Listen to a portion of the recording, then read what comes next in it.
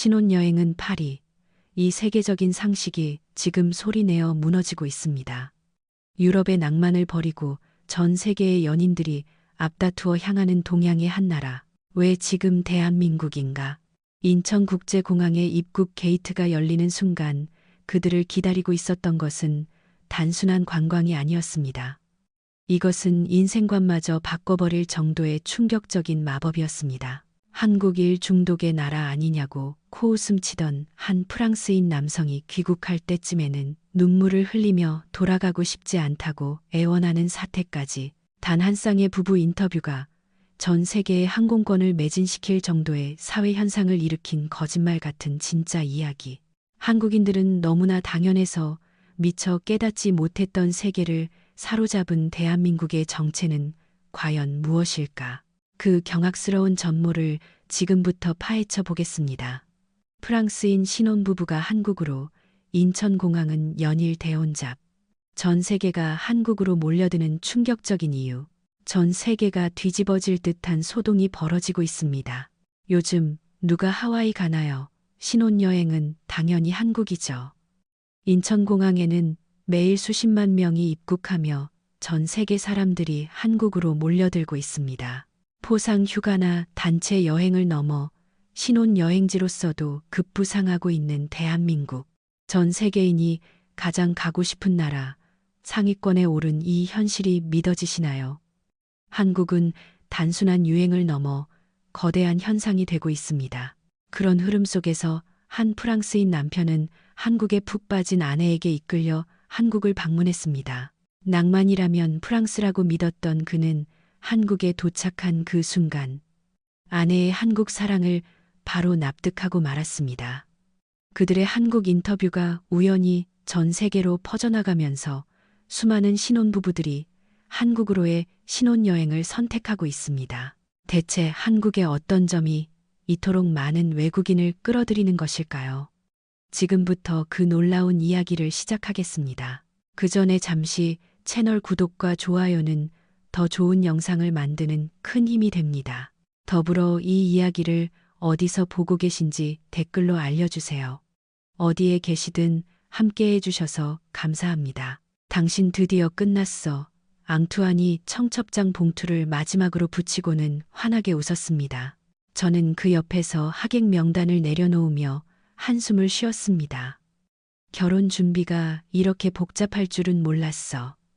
드레스 피팅만 4번 부케 색깔 고르는데 일주일이나 걸렸다고. 우여곡절 끝에 모든 것을 정했지만 단 한 가지 정해지지 않은 것이 있었습니다. 바로 신혼여행지였습니다. 앙투안이 소파에 몸을 기대며 물었습니다. 줄리엣, 우리 신혼여행 어디로 갈까? 제 손이 명단 위에서 멈췄습니다. 심장이 쿵 하고 한 번 뛰었습니다. 바로 이 질문을 기다리고 있었습니다. 몇 번이나 밤을 새워가며 생각했던 그 단어가 목구멍까지 차올랐습니다. 하지만 일단 참았습니다. 너무 갑작스러우면 안 되니까요. 당신은 어디 가고 싶은데? 제 목소리는 최대한 자연스럽게 나왔습니다. 글쎄, 그는 와인을 한 모금 마셨습니다. 파리 근교도 좋고 몰디브도 나쁘지 않겠지. 로맨틱한 곳이라면 어디든 상관없어. 로맨틱. 그 단어가 귓가를 스쳤을 때 제 안에서 무언가 꿈틀거렸습니다. 아니, 로맨틱만으로는 부족해. 우리에겐 뭔가 특별한 게 필요해. 뭔가 완전히 다른 세상이. 저는 숨을 한 번 깊게 들이마셨습니다. 난 한국에 갈 거야. 와인잔이 앙투안의 입가에서 멈췄습니다.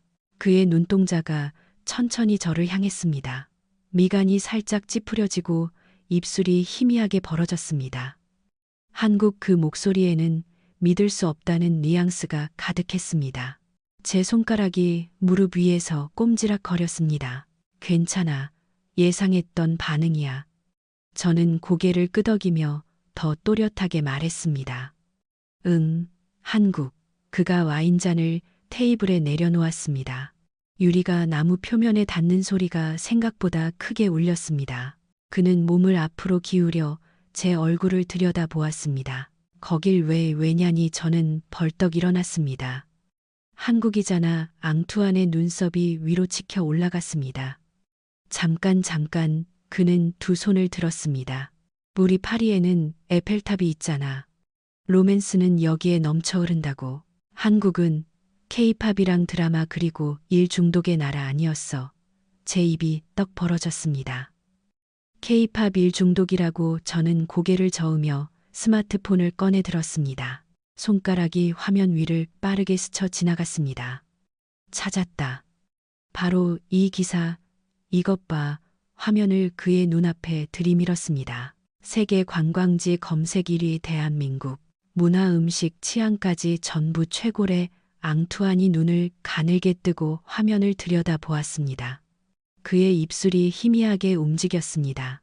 글자를 하나하나 읽고 있는 것이 분명했습니다. 저는 숨을 죽이고 그의 반응을 기다렸습니다. 이게 진짜라고. 그의 목소리가 낮아졌습니다. 당연하지. 요즘 한국이 전 세계의 여행자들이 제일 가고 싶어 하는 나라야. 그는 여전히 믿을 수 없다는 얼굴이었습니다.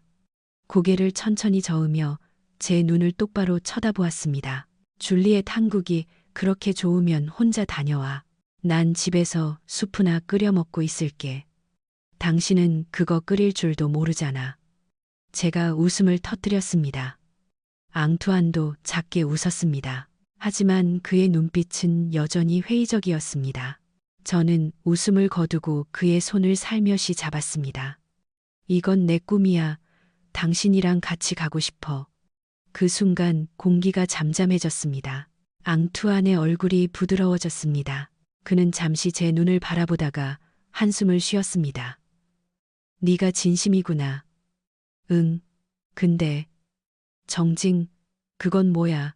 저는 잠시 말문이 막혔습니다. 어떻게 설명해야 할까요? 프랑스어에 딱 맞는 단어가 없었습니다. 정이라. 서비스와도 다르고 친절함과도 조금 달라. 그냥 마음이야. 사람이 사람에게 진심으로 다가가는 마음. 앙투안이 코웃음을 쳤습니다. 그럼 프랑스에는 마음이 없다는 거야. 있지. 근데 한국의 정은 좀 다르대. 제가 작게 웃자 그도 입꼬리를 살짝 올렸습니다. 그건 직접 가서 느껴봐야 안 돼.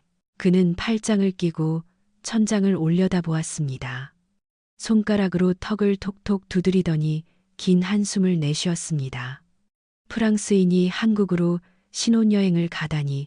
이거 뉴스거리인데 기자들이 쫓아올지도 몰라. 제 눈이 반짝 빛났습니다. 좋아. 그럼 우리 신혼여행이 뉴스에 나오면 당신이 불닭볶음면 3배 매운맛으로 먹는 거야. 그가 피웃으며 제 손을 잡았습니다. 알았어, 줄리엣. 기상천외한 제안이지만 그래도 네가 그렇게 푹 빠져 있다면 나도 같이 한번 빠져볼까. 그의 손은 따뜻했습니다. 제 가슴이 두근거렸습니다. 입가에 미소가 번졌습니다. 그 순간 저는 마음속으로 조용히 확신했습니다. 이 남자 한국에 가면 분명히 달라질 거야. 아직은 모르겠지만 그의 인생에서 가장 즐겁고 의미 있는 여행이 곧 시작될 것이라는 것을 저는 이미 알고 있었습니다. 창밖으로는 저녁 노을이 붉게 물들고 있었습니다. 이것은 단순한 신혼여행 이야기가 아니었습니다. 사랑을 다시 배우게 될 우리 두 사람의 모험이었습니다. 결혼식이 끝난 날 밤 하얀 드레스를 벗자마자 온몸이 가벼워졌습니다. 샴페인 잔이 치워지고 하객들의 웃음소리가 사라진 식장에는 꽃잎 몇 개가 바닥에 흩어져 있었습니다. 저는 거울 앞에서 머리핀을 하나씩 빼내며 긴 숨을 내쉬었습니다. 앙투안이 뒤에서 넥타이를 풀며 다가왔습니다. 여보, 우리 내일 정말 한국 가는 거지? 그의 목소리에는 피곤함이 묻어 있었습니다. 저는 거울 속 그의 얼굴을 보았습니다. 눈가에 피로가 내려앉았지만 입가에는 희미한 떨림이 있었습니다. 불안한 거지. 당연하지. 당신은 평생 파리만 보고 살았잖아. 이번엔 내가 더 멋진 세상을 보여줄게. 앙투안이 눈을 감고 깊은 숨을 들이마셨습니다. 줄리엣, 난 프랑스 남자라고. 비행기에서 13시간이나 버틸 자신이 없어. 걱정 마. 그동안 나한테 정이 뭔지 공부하면 돼. 제가 농담조로 말하자 그는 웃지도 않고 고개를 돌렸습니다. 정이라. 아직도 그 말은 이해가 안 가. 다음 날 아침 택시 안. 파리 도심의 건물들이 창밖으로 느리게 흘러갔습니다. 햇살이 센 강을 따라 부드럽게 빛나고 있었습니다. 앙투아는 뒷좌석에서 팔짱을 낀 채 창밖만 바라보고 있었습니다. 당신 제가 조심스럽게 불렀습니다. 우리 정말 좋은 선택한 거라고 알증. 그가 고개를 돌리지 않은 채 대답했습니다. 아마 내 인생에서 가장 기상천외한 선택을 한 거겠지. 목소리에 비꼬는 듯한 뉘앙스가 섞여 있었지만 저는 그의 입꼬리가 아주 살짝 올라간 것을 놓치지 않았습니다. 공항 체크인 카운터 앞 직원이 제 여권을 펼쳐보더니 환하게 웃었습니다. 허니문 커플이시네요. 한국으로 가시는군요. 네. 제 인생 첫 한국 여행이에요. 제 목소리가 들떠있는 게 분명했습니다. 옆에서 앙투안이 작게 중얼거렸습니다. 이 사람은 왜 이렇게 신난 거야? 저는 그의 팔을 가볍게 툭 쳤습니다. 자, 이제 불평은 금지야. 한국에 도착하면 세상이 바뀔 거야. 그가 무거운 캐리어를 끌며 한숨을 쉬었습니다. 그 세상이 부디 나를 환영해 주길 바라야지. 비행기가 활주로를 달리기 시작할 때 저는 창밖의 불빛을 보며 마음속으로 중얼거렸습니다. 자, 이제 정말 시작이야. 13시간이 지났습니다. 인천공항의 유리문이 자동으로 열릴 때 서늘한 공기가 훅 끼쳐왔습니다. 그리고 바로 그 순간 봉주르 한국에 오신 것을 환영합니다. 공항 직원이 환하게 웃으며 프랑스어로 인사를 건넸습니다. 앙투안이 멈춰섰습니다. 잠깐 한국 사람이 프랑스어를 한다고 그의 눈이 커졌습니다. 물론이지 한국이니까. 제가 웃으며 대답하자 그는 한동안 말을 잃은 채 도착 로비를 둘러보았습니다. 수백 명의 사람들이 질서정연하게 줄을 서 있었습니다. 공항 바닥은 유리처럼 빛났고 누구 하나 소리를 지르거나 서두르지 않았습니다. 모두가 자연스럽게 마치 흐르는 물처럼 움직이고 있었습니다. 이 나라 군대보다 더 정돈되어 있네. 그가 중얼거리자 저는 작게 웃었습니다. 그건 규율이 아니라 배려야. 그는 대답하지 않았습니다. 하지만 그의 얼굴에 묘한 표정이 떠올랐습니다. 놀라움 그리고 약간의 관심. 호텔에 도착해 창문을 열었을 때였습니다. 서울의 야경이 눈부시게 쏟아졌습니다. 강 위에 달이 불빛이 흐르고 건물들은 별처럼 빛나고 있었습니다. 도시는 잠들지 않았습니다. 저게 서울의 빛인가? 앙투안이 나지막이 중얼거렸습니다. 응, 그리고 저기 남산타워. 한국의 에펠탑 같은 곳이야. 그가 잠시 제 얼굴을 쳐다보더니 피웃었습니다. 기가 막히네. 정말 신혼여행지로 이런 나라를 고르다니. 그렇게 말하면서도 그는 창밖을 다시 한번 보았습니다. 빛이 부서져 내리고 있었기 때문입니다. 저게 뭐야? 도시 전체가 빛나고 있잖아. 야경이지. 멋지지 않아 글쎄. 눈이 좀 부실 뿐이야. 그는 일부러 무심한 척했습니다. 하지만 저는 보았습니다.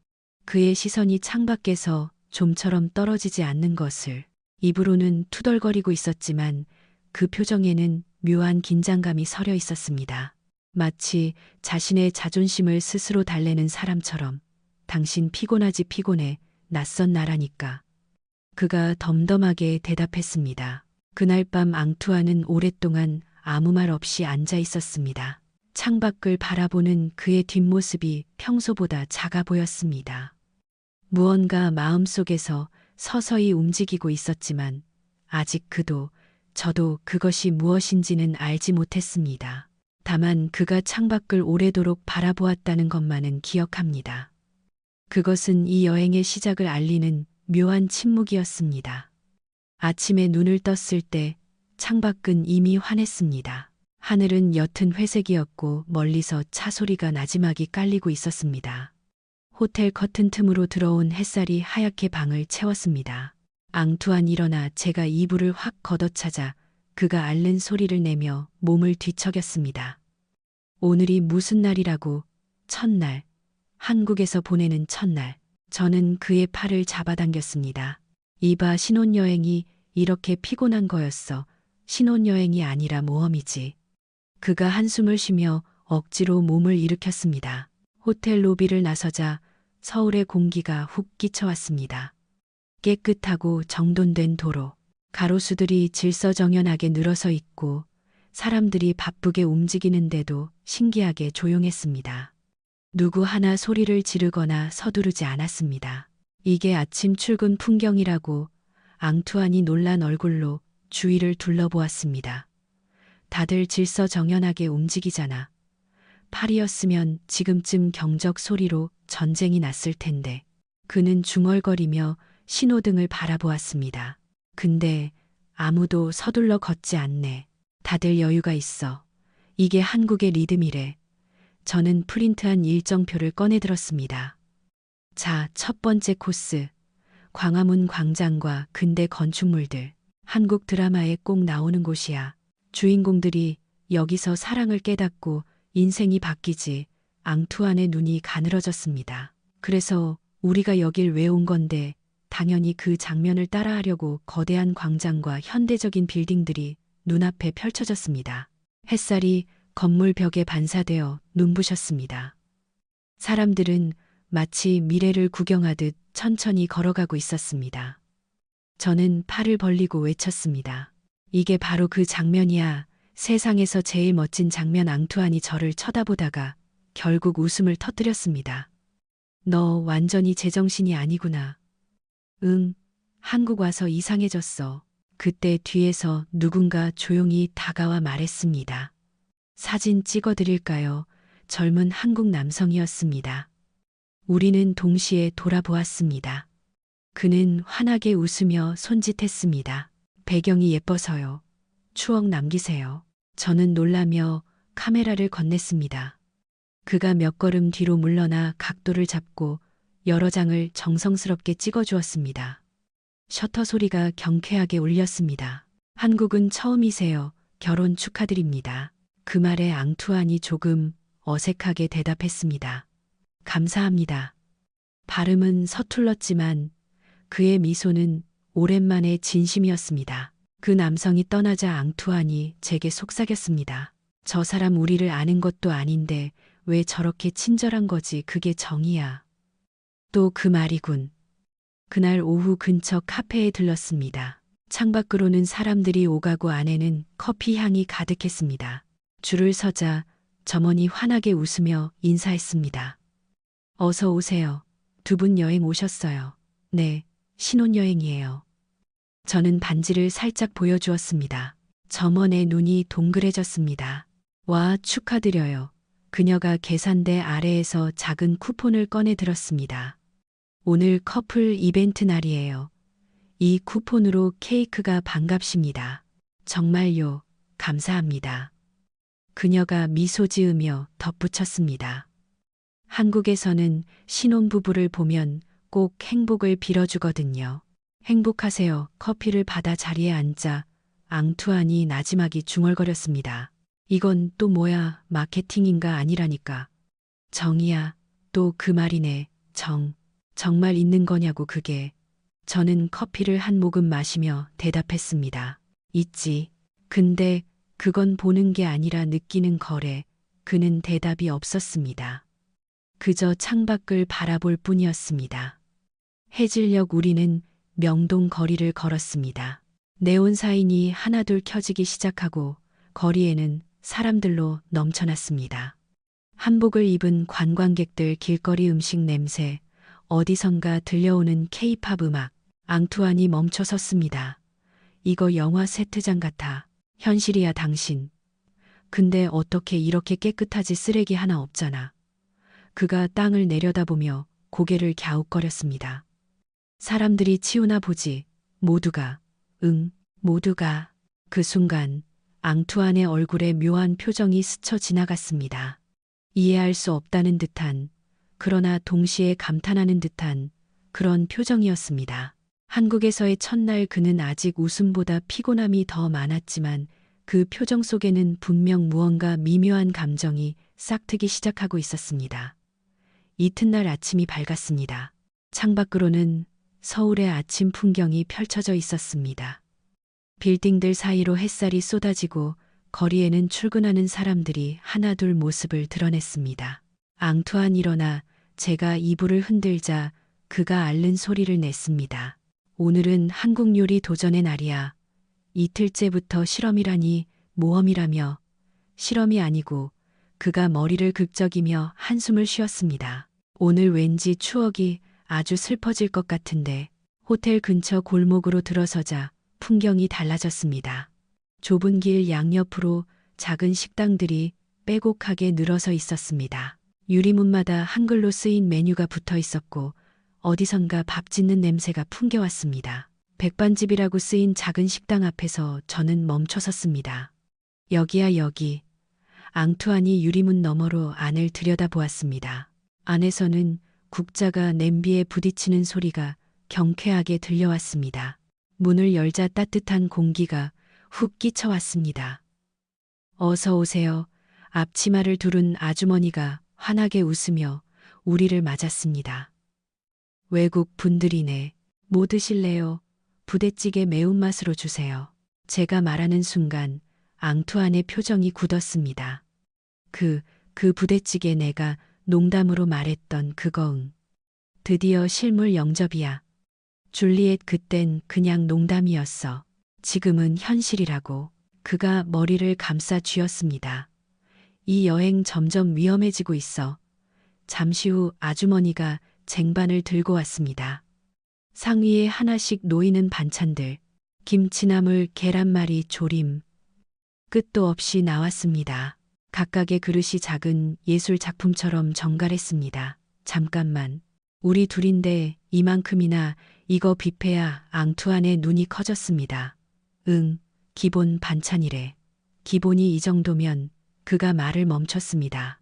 마지막으로 뚜껑이 덮인 뚝배기가 상 중앙에 놓였습니다. 아주머니가 뚜껑을 열자 붉은 국물이 보글보글 끓어오르며 하얀 김이 피어올랐습니다. 고추 냄새가 코를 찔렀습니다. 이건 마그마야. 앙투안이 냄비를 뚫어지게 쳐다보았습니다. 용기를 내 당신. 내 용기는 매운 냄새가 나는구나. 그가 숟가락을 들었습니다. 손이 희미하게 떨리고 있었습니다. 국물을 조심스럽게 떠서 입으로 가져갔습니다. 그리고 눈이 커졌습니다. 으악, 그가 물컵을 움켜쥐었습니다. 매워 물을 단숨에 들이켰습니다. 기침이 터져 나왔습니다. 이건 음식이 아니라 벌칙이야. 저는 웃음을 참을 수가 없었습니다. 괜찮아. 당신 얼굴 새빨개졌어. 입안에서 전쟁이 났구나. 그때였습니다. 옆 테이블의 할머니가 조용히 물티슈와 물을 건네주셨습니다. 천천히 먹어. 좀 급하게 먹었나 보네. 앙투안이 놀란 표정으로 고개를 숙였습니다. 감사합니다.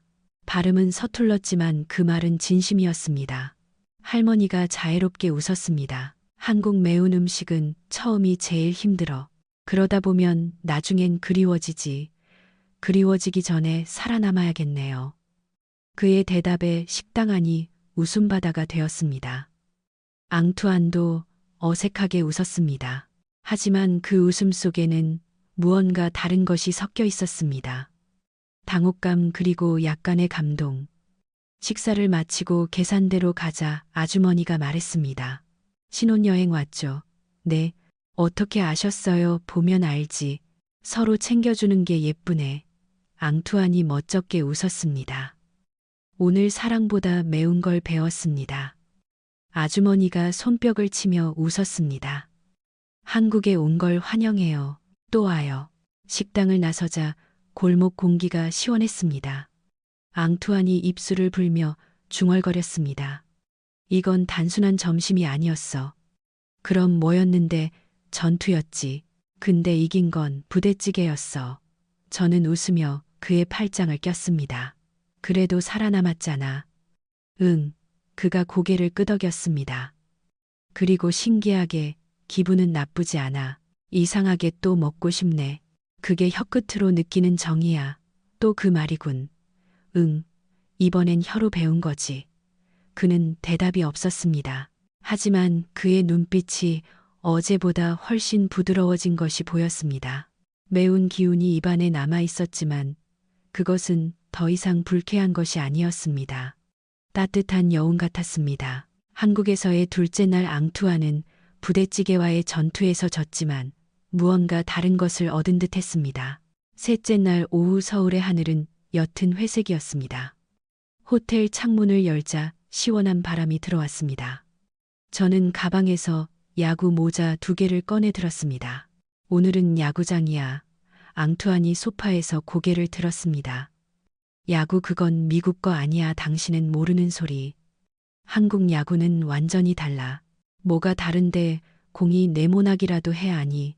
저는 웃으며 그에게 모자를 씌웠습니다. 관중들이 열광적이야.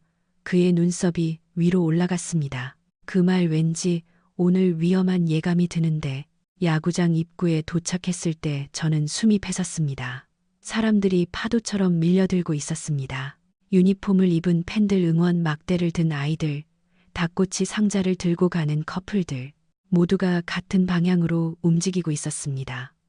고소한 치킨 냄새와 맥주 냄새가 뒤섞여 공기를 채우고 있었습니다. 여기가 더 뜨겁네. 응원 도구를 파는 아저씨가 호탕하게 외쳤습니다.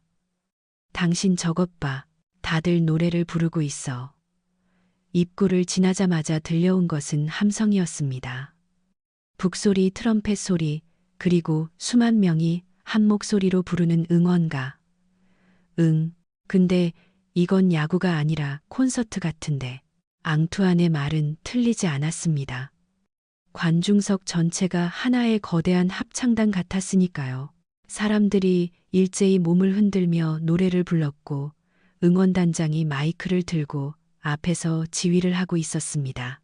자리에 들어가자 옆자리 아저씨가 환하게 웃으며 인사했습니다. 외국 분들이네. 어디서 왔어요? 프랑스요. 제가 대답하자 아저씨가 2팔을 번쩍 들었습니다. 오 프랑스 봉주르 그러더니 닭꼬치 상자를 열어 하나를 내밀었습니다. 이거 한국 야구 필수품이야. 먹어봐요. 앙투안이 잠시 망설였습니다. 하지만 아저씨의 환한 미소를 거절할 수는 없었습니다. 그가 조심스럽게 닭꼬치를 받아 한 입 베어 물었습니다. 그의 눈이 커졌습니다. 씹는 소리가 들렸습니다. 이건 신의 음식이잖아. 나 이 닭꼬치 때문에라도 한국에 다시 올 수 있겠어. 그는 진지했습니다. 드디어 경기가 시작되는 순간이었습니다. 야구장이 폭발했습니다. 북이 둥둥 울리고 트럼펫이 쏟바밤 울려 퍼졌습니다. 응원단이 일제히 일어나 팔을 흔들기 시작했습니다. 그 뒤로 수만 명이 따라 일어섰습니다. 날려버려 함성이 하늘을 찔렀습니다. 앙투안이 2 눈을 동그랗게 뜨고 주위를 둘러보았습니다. 입을 벌린 채 굳어 있었습니다. 이건 스포츠가 아니라 축제네. 그렇지. 그가 고개를 끄덕였습니다. 여기선 응원이 경기의 절반이야. 타자가 타석에 들어서자 노래가 바뀌었습니다. 달려라, 달려, 우리들의 히어로. 관중석 전체가 리듬에 맞춰 몸을 흔들었습니다. 박수 소리가 천둥처럼 울렸습니다. 타자가 방망이를 휘둘렀습니다. 깡공이 외야 펜스를 넘어갔습니다. 순간 세상이 멈춘 듯 했습니다. 그리고 폭발했습니다. 와, 사람들이 일제히 자리에서 벌떡 뛰어올랐습니다. 응원 막대가 허공에서 춤을 추며 빛을 냈습니다. 북소리는 더욱 빨라지고 트럼펫은 승리의 멜로디를 연주했습니다. 응원단장이 마이크를 들고 외쳤습니다. 자, 우리 선수 사랑해요. 관중들이 동시에 따라 불렀습니다. 사랑해요. 목소리가 하나로 합쳐졌습니다. 수만 명의 목소리가 야구장을 가득 채웠습니다. 앙투안이 멍하니 그 광경을 바라보았습니다. 그러더니 갑자기 박수를 치기 시작했습니다. 이거 대단하네. 그가 웃었습니다. 근데 엄청 재밌어. 거봐, 내가 말했지. 3회가 끝나고 중간 휴식 시간이 왔습니다. 전광판에 하나씩 관중들의 얼굴이 비치기 시작했습니다. 이건 뭐야? 앙투안이 물었습니다. 키스 타임이야. 커플이 비치면 키스해야 한대. 뭐라고 그가 기겁을 했습니다. 그냥 장난이야. 우리가 비칠 리가 없잖아. 그 말이 끝나기가 무섭게 화면에 앙투안의 얼굴이 가득 찼습니다. 그 옆에는 제 얼굴이 함께 비쳤습니다. 관중석이 와하하 웃음바다가 되었습니다. 키스키스 함성이 울려 퍼졌습니다. 앙투안 우리 나왔어. 왜 우리야. 그의 얼굴이 빨개졌습니다. 프랑스 사람이니까 줄리엣 난 프랑스 남자라고. 이런 건 공식적인 자리에서 당신이 프랑스 사람이라서 해야 하는 거야. 제가 장난스럽게 웃었습니다. 그가 헛기침을 하고 가볍게 고개를 숙였습니다. 그리고 제 이마에 아주 가볍게 입을 맞추었습니다. 순간 야구장이 떠나갈 듯한 함성이 터져 나왔습니다. 와, 북이 울렸습니다. 화면에 하트가 쏟아졌습니다. 사람들이 일제히 박수를 쳤습니다. 앙투안이 얼굴을 가리며 중얼거렸습니다. 세상에, 이 나라 사람들은 대체 어디까지 유쾌한 거야. 귀엽잖아. 하하, 그가 웃었습니다. 네가 웃으니까 나도 웃게 되네. 경기가 끝났습니다. 우리 팀이 이겼습니다. 선수들이 마운드 중앙에 모여 모자를 하늘로 던지며 세리머니를 했습니다. 관중들은 일제히 박수를 치며 노래를 불렀습니다. 승리의 함성, 오늘도 최고 노래가 야구장을 가득 채웠습니다. 사람들 얼굴에는 환한 미소가 피어 있었습니다. 아무도 자리를 뜨지 않았습니다. 모두가 그 순간을 함께 즐기고 있었습니다. 앙투안이 그 광경을 한참 바라보더니 말했습니다. 줄리엣, 이 사람들 정말 대단하네. 그의 목소리가 부드러워졌습니다. 누가 이기든 다 같이 웃고 있잖아. 그게 한국 야구야. 이긴 사람도 진 사람도 함께 박수 쳐주는 문화. 그래서 그런지 모르겠는데 그가 제 손을 잡았습니다. 오늘은 나도 왠지 같이 웃고 싶은 기분이야. 그의 얼굴에 처음 보는 표정이 피어났습니다. 낯설지만 따뜻한 진짜 미소였습니다. 야구장을 빠져나오는 길, 사람들의 웃음소리가 뒤에서 들려왔습니다. 응원가 멜로디가 귓가에 맴돌았습니다. 앙투안이 제 어깨에 팔을 두르며 말했습니다. 오늘 정말 잊지 못할 것 같아. 응, 이게 한국이구나. 그의 목소리에 감탄이 묻어 있었습니다. 밤하늘에는 별이 빛나고 있었습니다. 우리는 손을 잡고 천천히 걸었습니다. 한국에서의 셋째 날 앙투안은 야구장에서 한국의 진짜 열정을 배웠습니다. 야구장의 함성이 아직 귓가에 남아있던 다음 날 아침이었습니다. 커튼을 걷자 완전히 다른 세상이 펼쳐졌습니다. 고층 빌딩도 네온 사인도 없었습니다. 낮은 기와 지붕이 햇살을 받아 빛나고 대나무 숲이 바람에 서걱거리고 있었습니다. 이게 숙소라고 앙투안이 한옥 마당을 둘러보며 중얼거렸습니다. 응, 오늘 밤은 여기가 우리 집이야. 지붕이 이렇게 낮은데 괜찮을까? 당신 머리만 조심하면 돼. 제가 장난스럽게 웃자 그는 고개를 저었습니다. 이건 집이라기보다 예술이네. 팻마루를 밟았습니다. 나무가 삐걱 소리를 냈습니다. 오래된 나무의 숨소리 같았습니다. 그 소리가 신기하게 마음을 차분하게 만들었습니다. 안에서 주인 아주머니가 나왔습니다. 어서 와요. 먼 길 오셨네. 아주머니의 목소리는 따뜻했습니다. 네, 프랑스에서 왔어요. 아이고, 멀리서도 오셨네. 아주머니가 우리 신발을 가지런히 놓아주었습니다. 한 켤레씩 정성스럽게. 몸짓이 조심스러웠습니다. 부부는 밥을 같이 먹어야 오래가는 법이요. 오늘 저녁은 내가 직접 차린 한정식이에요. 앙투안이 작게 속삭였습니다. 한정식, 그건 또 어떤 실험인데 실험 아니야. 저는 웃으며 대답했습니다. 오늘은 사랑 회복 식단이야. 방에 앉자 창호지 문틈으로 바람이 스며들었습니다. 마당에 심어진 대나무가 바람에 흔들리며 소리를 냈습니다. 사아 대나무 잎이 스치는 소리였습니다. 야구장의 북소리 대신 이제는 대나무의 속삭임이 들려왔습니다. 저녁상이 들어왔습니다. 아주머니가 조심스럽게 그릇을 내려놓았습니다. 하얀 자기 그릇마다 음식이 정갈하게 담겨 있었습니다. 김이 모락모락 나는 맑은 국 냄새가 방을 채웠습니다. 앙투안이 숟가락을 들고 한 모금 마셨습니다. 그가 눈을 감았습니다. 이건 안 맵네. 오늘은 평화롭구나. 근데 신기하네. 그가 한 모금 더 마셨습니다. 눈물이 날 것 같아. 앙투안이 미소를 지었습니다. 이건 그냥 국이 아니야. 치유 같아. 한국에서는 축하하거나 새로 시작할 때 먹는 거야. 그럼 오늘 난 새로운 인생을 시작하는 건가? 그럴지도. 식사 후 아주머니가 차를 준비해 주셨습니다. 작은 찻잔이 탁자 위에 놓였습니다. 아주머니가 찻주전자를 들고 천천히 차를 따랐습니다. 물줄기가 가늘게 이어지며 찻잔을 채웠습니다. 은은한 향이 피어올랐습니다. 차는 조용히 마셔야 맛이 깊어지는 법이요. 아주머니가 말없이 미소 지었습니다. 그럼 이건 침묵의 커피 버전이네. 앙투안이 웃었습니다. 그렇지. 근데 훨씬 더 천천히 마셔야 해. 아주머니까지 웃었습니다. 찻잔을 들었습니다. 자기가 손바닥에 닿는 감촉이 부드러웠습니다. 차를 한 모금 마시자 입안에 온기가 퍼졌습니다. 은은하고 단맛이었습니다. 그때였습니다.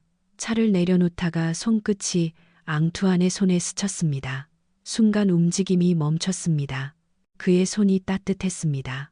아무 말도 하지 않았지만 공기가 조금 더 따뜻해진 것이 느껴졌습니다.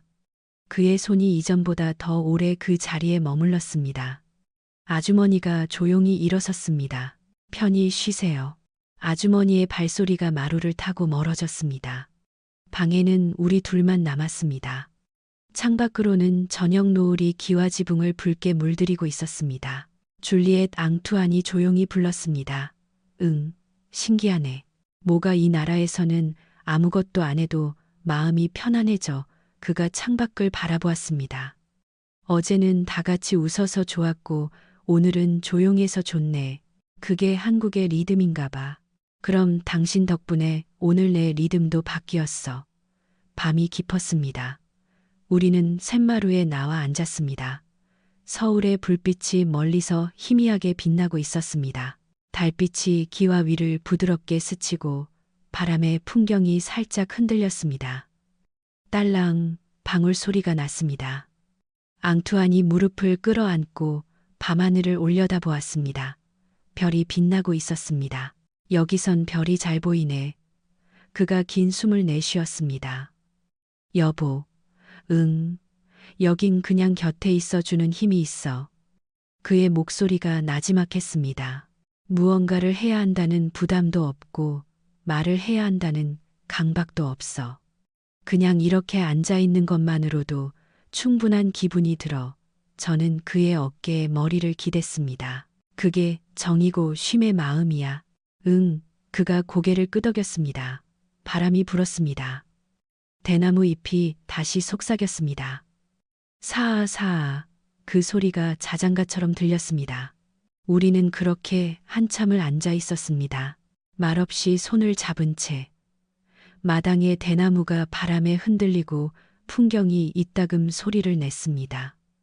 멀리서 벌레 소리가 들렸다가 사라졌습니다. 시간이 느리게 흘렀습니다.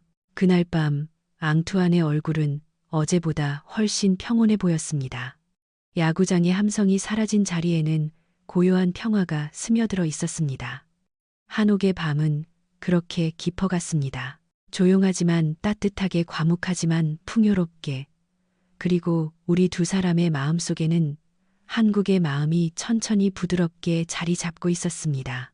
서울에 온 지 닷새째 되는 날 오후였습니다. 점심을 먹고 나서자 하늘이 잔뜩 흐려 있었습니다. 구름이 낮게 깔리고 바람에는 비 냄새가 섞여 있었습니다. 오늘은 어디로 가는 거야? 앙투안이 물었습니다. 남산타워. 저는 기다렸다는 듯이 미소 지었습니다. 에펠탑은 우리 첫 만남의 배경이었잖아. 근데 오늘은 제 출발의 배경이 될지도 몰라. 케이블카 승강장에는 사람들이 줄을 서 있었습니다. 우리 차례가 왔습니다. 문이 열리고 전망대를 향해 올라갔습니다. 발밑으로 땅이 멀어졌습니다. 유리창 밖으로 서울의 잿빛 풍경이 펼쳐졌습니다. 건물들이 점점 작아지고 도로가 가늘어지고 나무들이 초록색 점처럼 보였습니다. 그 위로 구름이 낮게 걸려 있었습니다. 비가 오겠네. 앙투안이 창문에 손을 대며 말했습니다. 괜찮아. 한국 드라마에서는 비가 와야 클라이맥스야. 그가 픽 웃었습니다. 너는 모든 걸 드라마로 만드는구나. 전망대에 도착했습니다. 문이 열리고 우리는 창가로 걸어갔습니다. 바로 그 순간 정말로 비가 내리기 시작했습니다. 톡, 빗방울이 유리창에 부딪혔습니다. 작은 방울 소리처럼 경쾌하게 떨어졌습니다. 주위 사람들이 웅성거리기 시작했습니다. 이것도 계획된 연출인가? 앙투안이 웃으며 물었습니다. 한국 하늘이 센스가 있네. 비까지 내려주고 우리는 풍경을 바라보았습니다. 유리창 너머로 서울이 한눈에 들어왔습니다. 비가 도시를 적시며 내리고 있었습니다. 아스팔트가 젖어 빛나고 건물 창문으로 빗물이 흘러내렸습니다. 잠시 후 비가 그쳤습니다. 구름 사이로 햇살이 새어 나왔습니다. 도로 위에 금빛 무늬가 그려졌습니다. 빗방울이 햇살을 받아 다이아몬드처럼 빛났습니다. 저것 봐, 제가 손가락으로 가리켰습니다. 무지개였습니다. 하늘 한쪽에 걸린 무지개가 도시를 가로지르고 있었습니다. 7빛깔 색이 선명하게 떠올랐습니다. 와, 앙투안이 감탄했습니다. 이건 정말 드라마네. 우리는 아래층으로 내려왔습니다. 비갠 공기가 상쾌했습니다. 이곳에는 사랑의 자물쇠를 거는 장소가 있었지만 우리는 마음속에 약속을 남기기로 했습니다. 여긴 사랑을 잠그는 게 아니라 마음에 남겨두는 곳이야. 그래서 우리가 여기에 와야 했던 거구나. 시간이 흘렀습니다. 해가 서쪽으로 기울기 시작했습니다. 하늘이 주황빛으로 물들었습니다. 우리는 노을을 바라보았습니다. 해가 완전히 지고 어둠이 내렸습니다. 그 순간 도시에 불이 켜지기 시작했습니다. 하나 둘, 건물마다 창문에 불이 들어왔습니다. 각각의 창문이 다른 색이었습니다.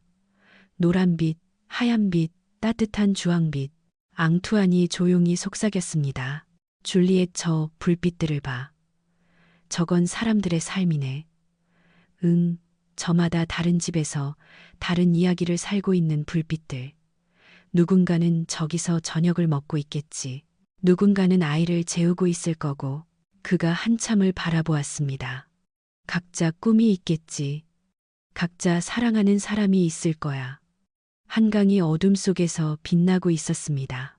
달이 불빛이 강물에 비쳐 흔들렸습니다. 자동차 헤드라이트가 도로를 따라 흘러갔습니다. 서울의 야경이 완성되었습니다. 수백만 개의 불빛이 어둠을 밝히고 있었습니다. 마치 땅 위에 쏟아진 별처럼. 이게 한국이구나. 앙투안이 중얼거렸습니다. 응, 저 불빛 하나하나가 정의 마음일 거야. 그가 제 손을 잡았습니다. 사람들이 서로를 위해 켜놓은 불빛. 비가 다시 내리기 시작했습니다. 이번에는 안개비였습니다. 가늘고 부드럽게 내렸습니다. 하지만 우리는 피하지 않았습니다. 그냥 그 자리에 서서 빗속의 야경을 바라보았습니다. 비가 불빛을 더 아름답게 만들었습니다. 빗방울이 빛을 머금고 빛나고 있었으니까. 앙투안이 제 어깨에 팔을 두르며 말했습니다. 오늘 정말 신혼 같았어. 우린 쭉 신혼이야. 아니, 오늘 처음으로 그걸 느꼈어. 그가 저를 돌아보았습니다. 불빛이 그의 얼굴을 비추었습니다. 제 가슴이 따뜻해졌습니다. 나도 그랬어. 우리는 그렇게 한참을 서 있었습니다. 불빛 속에서 서로의 온기를 느끼며 그날 밤 호텔로 돌아와서도 앙투안은 창가에 서서 한참 동안 야경을 바라보았습니다. 이 도시의 불빛을 오래도록 기억할 것 같아. 그가 조용히 말했습니다. 남산타워에서 본 그 수많은 불빛들. 그것은 단순한 야경이 아니었습니다. 사람들이 살아가는 온기였고 서로를 위해 켜놓은 마음이었습니다. 그리고 우리의 사랑이 다시 피어나는 순간이기도 했습니다. 출국 전날 아침이었습니다. 커튼을 걷자 서울의 하늘이 놀랍도록 맑았습니다. 전날 내린 비가 모든 것을 씻어낸 듯 했습니다. 공기가 맑고 깨끗했습니다. 멀리 경복궁의 지붕이 아침 햇살을 받아 금빛으로 빛나고 있었습니다. 오늘은 드디어 한복 체험이야. 제가 말하자 앙투안이 이불 속에서 얼굴만 내밀었습니다. 한복 그건 옷이잖아. 근데 왜 체험이야 입으면 끝나는 거 아니었어? 아니, 저는 웃으며 대답했습니다. 그건 마음으로 입는 거야. 그 말 이제 놀랍지도 않네. 그가 피고스며 일어났습니다. 경복궁 근처 한복 대여점에 도착했습니다. 문을 열고 들어서는 순간 저는 숨을 멈췄습니다. 형형색색의 천들이 벽을 가득 메우고 있었습니다. 붉은색 물총새색, 분홍색, 보라색. 각각의 옷이 조명을 받아 부드럽게 빛나고 있었습니다. 와, 저도 모르게 감탄사가 터져 나왔습니다. 나 이 색깔 너무 좋아. 저는 옅은 분홍색 치마를 들어 올렸습니다. 저고리는 하얀색이었습니다. 햇살을 받으면 더 예쁠 것 같았습니다. 너한텐 뭐든 잘 어울릴 거야. 앙투안이 말했습니다. 점원이 그에게 남성용 한복을 건넸습니다. 짙은 남색이었습니다. 앙투안이 거울 앞에서 입어보더니 한숨을 쉬었습니다. 줄리엣, 이거 완전 사극 영화잖아. 그게 멋있는 거야. 장군님 같아. 그가 거울 속 자신을 빤히 쳐다보았습니다. 고개를 이리저리 돌리더니 결국 웃음을 터뜨렸습니다. 좋아. 그럼 공주님 장군이 된 김에 사진이나 찍으러 가실까 한복을 입고 경복궁으로 걸어갔습니다. 광화문을 지나는 순간 사람들의 시선이 우리에게 쏠렸습니다. 관광객들이 스마트폰을 꺼내 들기 시작했습니다. 와, 잘 어울린다 누군가 외쳤습니다. 박수 소리가 들렸습니다. 여기저기서 미소가 터져 나왔습니다. 어린아이 하나가 제 앞으로 달려왔습니다. 동그란 눈으로 저를 올려다보며 물었습니다. 진짜 공주님이에요. 저는 무릎을 굽혀 아이와 눈을 맞췄습니다. 오늘은 그래도 될까? 아이가 환하게 웃었습니다. 주위 사람들이 웃음을 터뜨렸습니다. 경내로 더 깊이 들어갔습니다. 돌길 붉은 기둥, 모든 것이 그림 같았습니다. 햇살이 지붕을 타고 부드럽게 흘러내렸습니다. 사진을 찍으려 하자 한 커플이 다가왔습니다. 사진 찍어드릴까요? 젊은 여성이 환하게 웃으며 물었습니다. 네, 감사합니다. 우리가 포즈를 취하자 그녀가 몇 걸음 뒤로 물러났습니다. 각도를 잡고 여러 장을 찍어주었습니다. 셔터 소리가 경쾌하게 울렸습니다. 프랑스 분들이시죠? 너무 잘 어울려요. 그녀가 카메라를 돌려주며 말했습니다. 감사합니다. 앙투안이 멋쩍게 고개를 숙였습니다. 발음은 여전히 서툴렀지만 그 미소만큼은 자연스러웠습니다. 그때 옆에서 관광객들이 박수를 쳤습니다. 너무 아름다워요. 한복이 정말 잘 어울리네요. 앙투안이 저를 쳐다보며 중얼거렸습니다. 이 나라는 어떻게 이렇게 사람 마음을 들뜨게 하는 거지. 사람의 온기야. 이제 굳이 설명 안 해도 알지. 우리는 경내를 거닐었습니다. 근정전 앞넓은 마당 경회로로 이어지는 길. 발걸음을 옮길 때마다 치맛자락이 흔들렸습니다. 바람이 옷깃을 스치고 지나갔습니다. 신기하네. 앙투안이 말했습니다. 뭐가 이 옷을 입으니까 걸음걸이가 달라져. 천천히 걷게 돼. 맞아. 한복은 빨리 걸을 수 없거든. 그래서 마음도 차분해지는 거야. 그가 허리를 펴고 걸었습니다. 평소보다 자세가 단정했습니다. 오후가 되어 근처 찻집에 들렀습니다. 한복을 입은 채 들어가자 가게 할머니가 환하게 웃으며 다가왔습니다. 어머, 두 사람 신혼부부구나. 예쁘네. 감사합니다.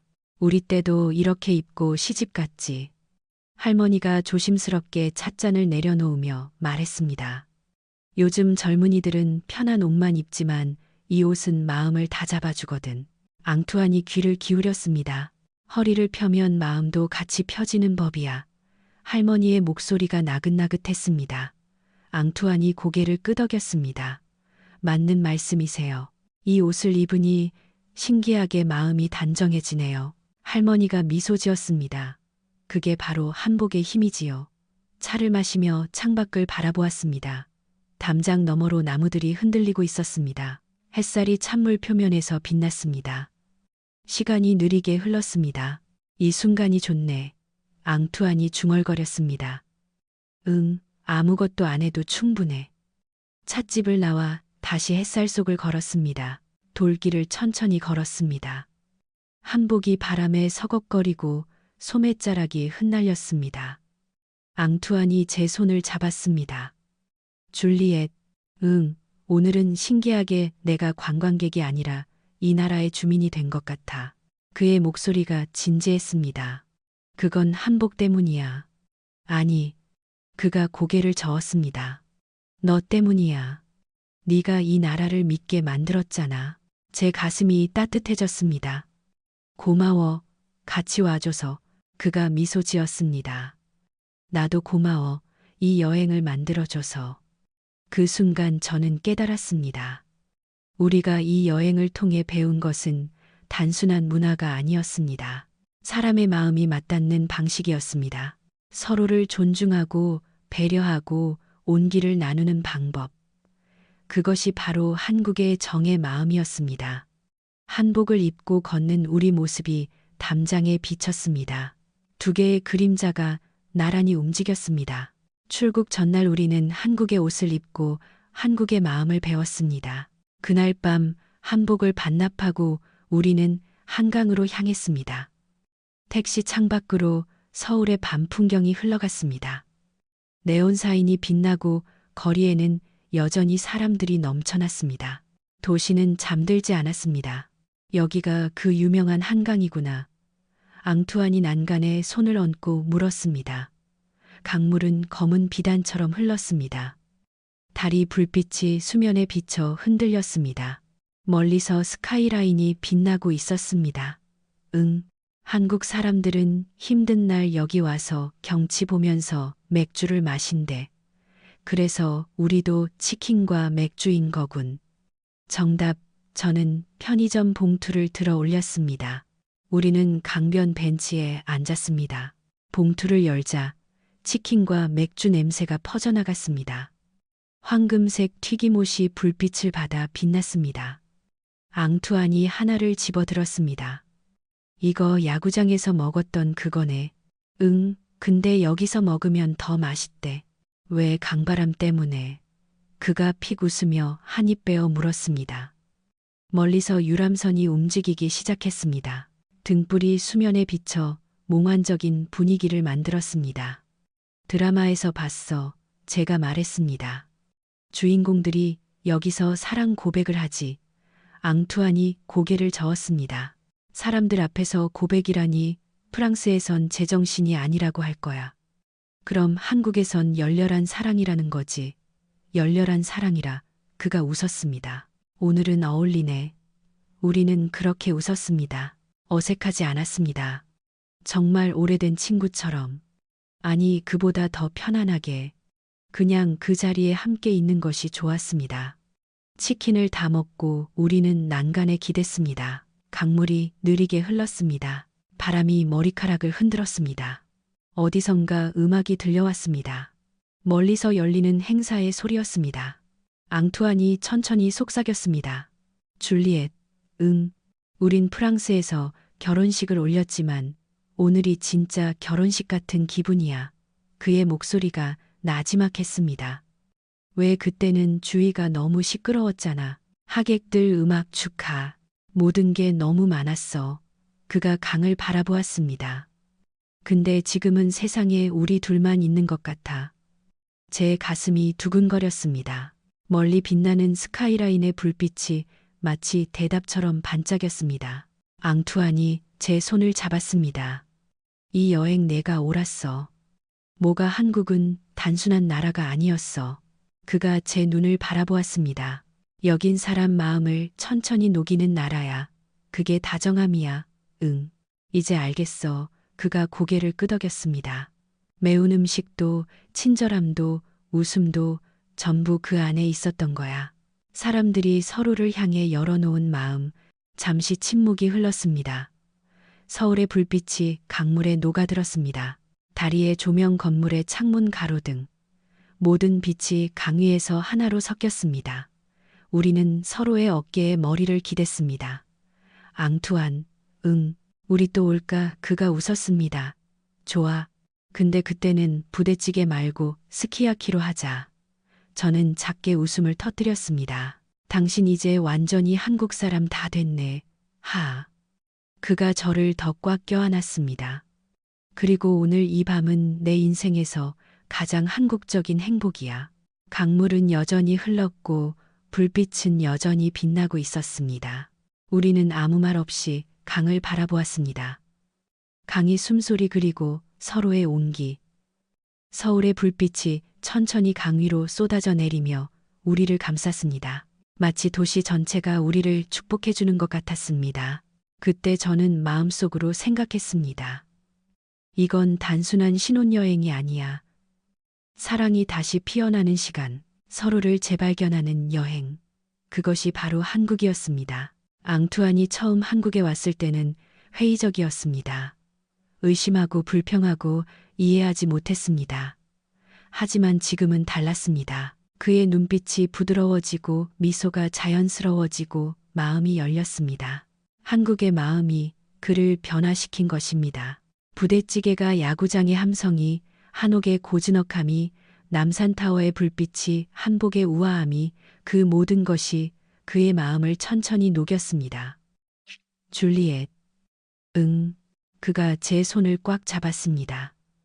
너 덕분에 내가 사랑을 배웠어. 제 눈시울이 뜨거워졌습니다. 나도 그래. 우리는 그렇게 한참을 서 있었습니다. 강바람이 우리를 감싸고 강물은 끝없이 흐르고 불빛은 계속해서 빛나고 있었습니다. 그날 밤 한강에서 우리의 사랑은 완성되었습니다. 프랑스에서 시작된 사랑이 한국에서 다시 피어났습니다. 그리고 그 사랑은 이제 영원히 우리 마음속에 남을 것입니다. 한국의 따뜻함과 함께 항공권을 확인하던 아침이었습니다. 커튼을 걷자 서울의 하늘이 놀랍도록 맑았습니다. 공기가 맑고 투명했습니다. 이제 정말 돌아가는구나. 앙투안이 나지막이 중얼거렸습니다. 캐리어를 끌며 호텔 로비로 내려왔습니다. 우리는 동시에 긴 한숨을 내쉬었습니다. 응. 근데 이상하지 않아. 이제 겨우 이 나라가 편해졌는데. 그러게. 난 이제 겨우 매운맛에 익숙해졌는데. 그 말에 저는 웃음을 터뜨렸습니다. 당신 끝까지 매운 음식 이야기네. 인천공항은 여전히 사람들로 넘쳐났습니다. 출국장 입구부터 긴 줄이 늘어서 있었습니다. 면세점 앞뒤로 캐리어 행렬이 이어졌고 여러 언어의 말소리가 뒤섞여 들려왔습니다. 외국인 정말 많네. 앙투안이 주위를 둘러보며 말했습니다. 바로 그때였습니다. 카메라를 든 기자팀이 우리 쪽으로 걸어왔습니다. 마이크에는 뉴스 방송사 로고가 적혀 있었습니다. 전광판에는 뉴스가 흐르고 있었습니다. 외국인 관광객 역대 최대 한국 여행 붐. 앙투안이 화면을 보며 중얼거렸습니다. 한국이 이렇게 인기였구나. 그러니까 내가 한국 가자고 했지. 이제 내가 인정할게. 네가 옳았어. 그가 피고 섰습니다. 바로 그 순간 기자가 우리 앞에 섰습니다. 실례합니다. 외국에서 오셨죠? 젊은 여성 기자가 환하게 웃으며 물었습니다. 네, 프랑스에서 왔어요. 신혼여행으로 이제 출국하는 길입니다. 잠시 인터뷰 가능하실까요? 지금 외국인 관광객 급증 상황을 생방송 중이거든요. 저는 앙투안을 보았습니다. 그가 어깨를 으쓱했습니다. 안에 카메라 조명이 켜졌습니다. 빨간 램프가 깜빡였습니다. 카메라맨이 렌즈를 조절했습니다. 자, 그럼 시작하겠습니다. 두 분께서는 왜 한국을 신혼여행지로 선택하셨나요? 기자가 마이크를 앙투안에게 가져다 댔습니다. 앙투안이 제 눈을 보았습니다. 잠시 망설이는 표정이었습니다. 이윽고 천천히 입을 열었습니다. 솔직히 처음에는 특별한 이유가 없었습니다. 제 아내가 한국을 너무 좋아했기 때문이죠. 그가 웃으며 말을 이었습니다. 하지만 이제는 압니다. 이 나라에는 무언가 따뜻한 것이 있습니다. 그의 목소리가 진지해졌습니다. 사람들이 낯선 이에게 미소를 보내고 작은 일이라도 서로 돕는 곳. 길을 잃으면 함께 찾아주고 지갑을 잃어버리면 돌려주는 곳. 그가 잠시 멈췄습니다. 그것이 사랑이라는 것을 알았습니다. 정직이라고 하더군요. 기자의 눈이 빛났습니다. 좋은 말씀 감사합니다. 한국에 다시 오고 싶으신가요? 앙투안이 제 손을 꽉 잡았습니다. 반드시요. 다음에는 친구들도 데리고 올 겁니다. 카메라 조명이 꺼졌습니다. 기자가 인사를 하고 떠나갔습니다. 앙투안이 머리를 극적이며 말했습니다. 방금 내가 한 말 너무 진지했나 아니. 저는 그의 손을 꽉 잡았습니다. 그건 당신이 처음으로 진심을 말한 거야. 그런가? 그럼 이 장면도 뉴스에 나가겠네. 그럼 좋지. 다음 신혼부부들이 우리를 뒤따르게. 우리는 웃으며 탑승구로 향했습니다. 그때까지만 해도 우리는 몰랐습니다. 그 한마디가 얼마나 멀리 퍼져나갈지를. 파리로 돌아온 지 나흘째 되는 날이었습니다. 아침에 일어나 휴대폰을 켜자 알림이 폭발하고 있었습니다. 메시지, 댓글 태그, 숫자가 계속해서 늘어나고 있었습니다. 앙투안 이것 봐. 저는 침대에서 벌떡 일어났습니다. 인터넷 포털 메인 화면에 우리 사진이 나와 있었습니다. 프랑스인 부부 한국에서 사랑을 배우다라는 제목이었습니다. 앙투안이 눈을 비비며 다가왔습니다. 이건 또 뭐야? 클릭하자 기사가 열렸습니다. 인천공항에서 우리가 했던 인터뷰가 그대로 실려 있었습니다. 사진 속 앙투안은 환하게 웃고 있었습니다. 세상에 그가 중얼거렸습니다. 점심 무렵 친구들에게서 메시지가 쇄도했습니다. 이봐 너희들 뉴스에 나왔어. 한국 신혼여행이 인스타그램 1위야. 한국행 비행기 예약률이 급증했대. 저는 소셜미디어를 열었습니다. 한국에서 사랑을 다시 배운 부부. 우리 인터뷰 영상으로 도배되어 있었습니다. 조회수가 수천만을 넘어서고 있었습니다. 댓글이 끝도 없이 달렸습니다. 나도 한국 가고 싶다. 정말 감동적이다. 정이 뭔지 알 것 같아. 다음 신혼여행지는 서울로 결정. 각국 언론이 한국을 로맨스의 수도라고 부르기 시작했습니다. 저녁 뉴스 시간이었습니다. 프랑스 국영 방송을 켰습니다. 앵커가 진지한 표정으로 말하고 있었습니다. 이 프랑스인 신혼부부의 인터뷰가 전 세계에 감동을 주면서 한국행 항공권이 무려 6개월치가 매진되는 사태를 빚고 있습니다. 화면이 바뀌었습니다. 각국 공항의 모습이 나왔습니다. 캐리어를 끄는 커플들로 넘쳐났습니다. 모두 행복한 표정이었습니다. 각국 항공사는 한국행 노선 증편을 본격적으로 논의하기 시작했습니다. 한국관광공사는 이례적인 관광붐을 맞고 있다고 발표했습니다. 인터뷰 화면이 나왔습니다. 독일 커플이었습니다.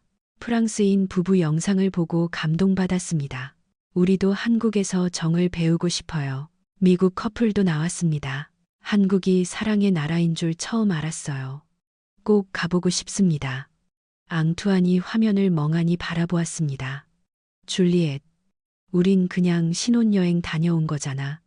응, 근데 그게 사람들의 꿈이 된 거야. 신기하네. 그가 고개를 저었습니다. 사랑은 조용히 하는 건 줄 알았는데 이 나라에서는 사랑이 이렇게 시끄럽구나. 그게 멋지잖아. 저는 그의 손을 잡았습니다. 우리의 사랑이 다른 사람들에게 용기를 준 거야. 그의 얼굴에 잔잔한 미소가 번졌습니다. 휴대폰이 또 울렸습니다. 이번에는 프랑스 일간지였습니다. 한국 새로운 로맨스의 성지로 부상 부제는 이랬습니다. 한 쌍의 신혼부부가 세계를 움직이다. 앙투안이 기사를 읽으며 중얼거렸습니다. 우리가 이렇게 큰일을 한 건강. 우리는 한국의 진짜 모습을 보여준 거야. 창밖으로는 파리의 밤이 내리고 있었습니다. 하지만 우리 마음속에는 여전히 서울의 불빛이 빛나고 있었습니다. 그리고 그 불빛은 이제 전 세계로 퍼져나가고 있었습니다. 파리로 돌아온 지 한 달이 지났습니다. 일상은 이전과 똑같았습니다. 아침에 일어나 커피를 마시고 출근하고 저녁에는 와인을 마셨습니다. 하지만 무언가 달랐습니다. 모든 것이 조금씩 다르게 보였습니다. 앙투안이 신문을 펼치며 말했습니다. 요즘 다들 한국 이야기뿐이네. 지면에는 여전히 우리 사진이 실려 있었습니다. 한 달이 지났는데도 한국 여행 붐은 식지 않고 있었습니다. 근데 왠지 나도 자꾸 생각하게 돼. 그가 신문을 내려놓으며 중얼거렸습니다. 모를 그 식당 아주머니, 백반집에서 우리에게 신혼여행 잘 다녀오라고 말해주셨던 분. 응. 그리고 야구장에서 닭꼬치 나눠주던 사람들. 아무런 이유 없이 그냥 친절했던 그 사람들. 그의 목소리가 그리움에 젖었습니다. 당신 완전히 한국 사람 다 됐네. 그럴지도. 그가 어깨를 으쓱했습니다. 요즘은 프랑스 요리보다 부대찌개 생각을 더 많이 해. 저는 커피잔을 내려놓았습니다. 나도 그래. 하루에 한 번은 꼭 남산타워에서 봤던 불빛을 떠올려. 집집마다 켜져 있던 그 따뜻한 불빛들. 나도. 앙투안이 고개를 끄덕였습니다. 그 불빛은 신기하게 따뜻했어. 단순한 조명이 아니라 사람의 온기 같았지. 잠시 정적이 흘렀습니다. 창밖으로는 파리의 잿빛 하늘이 보였습니다. 에펠탑이 멀리 보였지만 예전처럼 설레지 않았습니다. 여보, 제가 먼저 입을 열었습니다. 우리 정말 다시 가면 안 될까 뭐라고. 앙투안이 고개를 들었습니다. 한강에서 그랬잖아, 또 오자고. 저는 그의 눈을 똑바로 쳐다보았습니다. 다음 기념일에 다시 한국에 가자.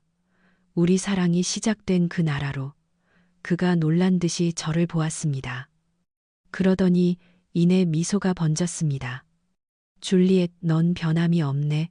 원래 내가 좀 이상하잖아. 저는 웃으며 대답했습니다. 당신도 같이 이상해졌고. 앙투안이 웃음을 터뜨렸습니다. 좋아, 그럼 다시 이상해져 보자. 그가 제 손을 잡았습니다. 다음에는 친구들이랑 같이 가는 거야. 그들에게도 정이 뭔지 보여줘야지. 그날 밤 우리는 거실 테이블에 앉았습니다. 노트북을 켜고 한국 지도를 펼쳤습니다. 서울의 거리들이 화면에 나타났습니다. 이번에는 어디로 갈까? 제가 물었습니다. 경복궁은 다시 가야지. 한복 입었던 곳. 한옥도 야구장도 빼놓을 수 없지. 그리고 한강. 우리는 손가락으로 지도를 짚어가며 계획을 세웠습니다. 남산타워, 명동, 인사동. 갔던 곳도 못 갔던 곳도 빼곡하게 표시했습니다. 앙투안이 펜을 들고 지도 옆에 작게 적었습니다. 사랑이 다시 피어난 나라. 그 글씨를 보고 저는 미소 지었습니다. 1년 후였습니다.